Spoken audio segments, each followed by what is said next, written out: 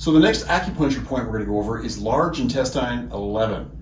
And this is actually pretty easy to find. It's a very commonly used point for, it could be allergies, could be immune function. It actually could be helping to clear the lungs.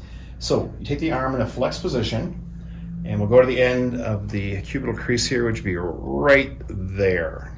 Okay, and then I'm just going to get in here a little bit. Now this is an acupuncture point, but I can apply pressure to this. You feel that, Mickey? Yep. Is it sore? It's just a little tender. Yeah. Oh. Okay. So the interesting thing about this, I'm not just getting in here and rubbing here. I'm actually moving your arm a little bit so that I can actually get a bit more of a kind of a torsional effect on here. Good. So first thing you should say is, why would I use this point? I mean, some of the correlations are very obvious, such as elbow problems, lateral epicondylitis. We could have a shoulder problem. We could have an arm problem in an area. Now, as I've mentioned in other videos, there are fascial thickenings in each of the acupuncture points. So when I'm actually stimulating an area, it's actually a point of high neurological input.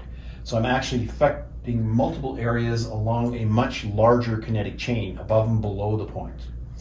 Now, the thing about Chinese medicine, you really have to put on a different hat, because this is also a point from their perspective of the world, a way to release heat. And heat is not necessarily the way that we think of it. They think of heat being related to liver function. And things that create pro-inflammatory responses have too much heat in them. And this helps to calm that down or disperse heat. You okay there? Oh, yeah. Is that getting a little bit easier? A lot easier. Yeah. When I first put my hand on there, it was actually pretty tender. Yeah, now it feels fine. Pretty easy. Yeah. So this is an interesting point in a lot of ways too, because it says large intestine 11, and it does actually have a lot to do with digestion. But it can be localized in terms of the arm. And in Chinese medicine, it's kind of a funny point that way, because this is their #1 point to relieve constipation. Mm-hmm. And people will wonder, what is he talking about? He's rubbing a point on my arm and he's talking about constipation. Has he lost his mind? Mm-hmm. No, I have not lost my mind. I'm just relating the way that traditional Chinese medicine actually looks at it.